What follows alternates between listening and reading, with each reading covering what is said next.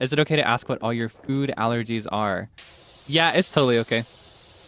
So here's the thing. I've never been assessed by an is it allergist or allergenist? I can't remember what they're called. The doctors that specialize in allergies and deficiencies and stuff like those. I've never had that test that they do where they prick your back in a grid formation. So I don't actually know for certain what all my allergies are, or even if the things that I experience are true allergies. I have a theory based on what I've researched, but these are the things that give me a negative reaction.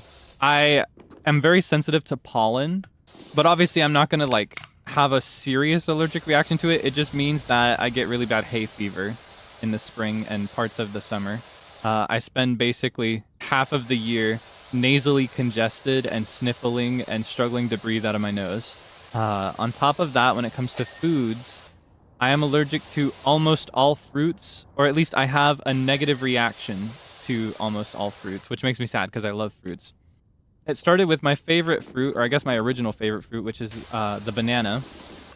Bananas have been my favorite since I was a little kid, but unfortunately, a few years ago, it happened that when I had a banana, my mouth and my lips itched really bad when I ate it. They itched and burned for a bit, and I was like, oh, wow, that was weird. And then over the course of the following year, every time I had another banana, it was worse than the last time. It progressed so that it would like itch and burn for longer. And then eventually it was to the point that it wasn't just my lips and my mouth, but also my throat, and my throat would also swell and close a little bit when I ate it, which would make it a little uncomfortable to breathe. So I try to avoid bananas. And then if that weren't enough, after the banana came the pineapple. I had pineapples pretty often in little fruit cups back when I was in high school. And I also have pineapples in my favorite order at my favorite restaurant, which is basically like a house special with all their choice fruits, vegetables, and meats. And it sometimes has pineapple in it. But yeah, I got the same reaction from pineapple, and that was really bad. So I cut out pineapple as well. And then after pineapple came regular apples. And then gradually after that, I found that basically every fruit I tried would give me the same reaction, including basically all citrus fruits, like oranges and what else? Like lemons, limes. They would all give me the same itching, burning, swelling reaction, to a lesser extent than bananas and pineapples, but still there. Apples, pears. The only fruits that I've found are safe to this day are melons. So that's like cantaloupe, honeydew, watermelons. Those are all safe. Peaches, funny enough, and thankfully, I do not get the itching and burning reaction from peaches. I'm not sure about others off the top of my head. Yeah, generally, I exercise caution when I eat any fruit. Yeah, I mentioned that I had a theory about it. I think my theory is that it is actually connected to pollen. That, or I have two theories. I think it's either pollen or it's a specific protein that's found in these fruits, because I made a discovery last year, either last year or early this year. I can't remember exactly how long ago it was. I made a discovery based on a suggestion that if I cook the fruit first, I don't have as bad of a reaction, or I have no reaction. For example, I cannot have bananas, and I can't have my mom's famous banana pudding anymore, but I can have banana bread. Does that make sense? Because the bananas are baked.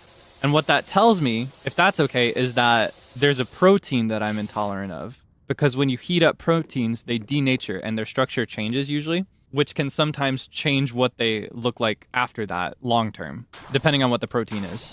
Proteins are sensitive to heat.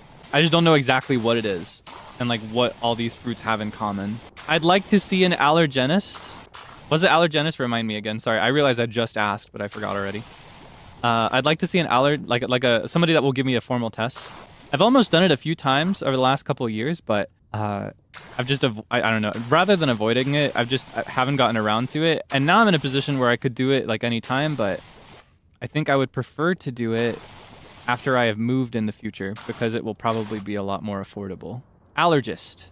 Okay, thank you. Thank you. Yeah, I'd like to see an allergist in Japan, I think. I think that would be the best scenario.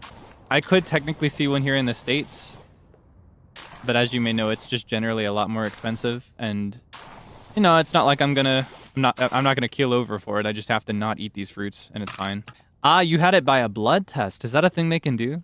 Because I've had friends that had allergy panels. Is that what it's called, an allergy panel?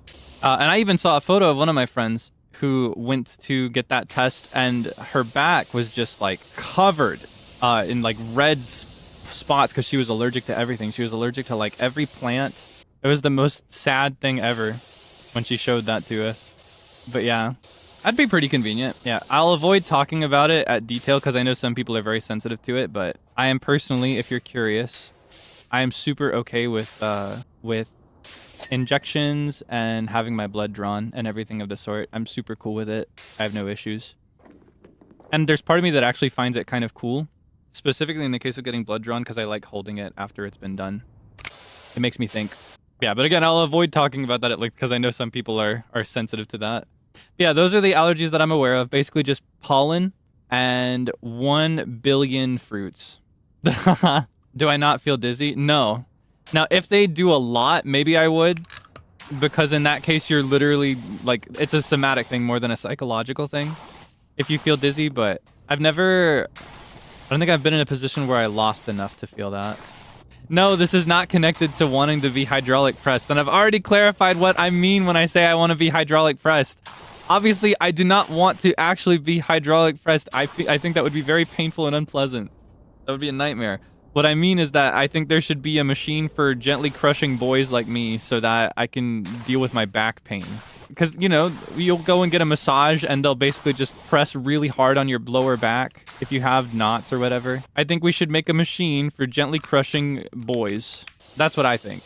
Obviously, I do not like the pain of getting pricked or anything. For me, it's specifically seeing and holding my own blood that I think is cool. It's interesting. I've always found it interesting. But again, I need to avoid talking about that too much. That's one of the more common sensitive areas. Have I gone to a chiropractor? No.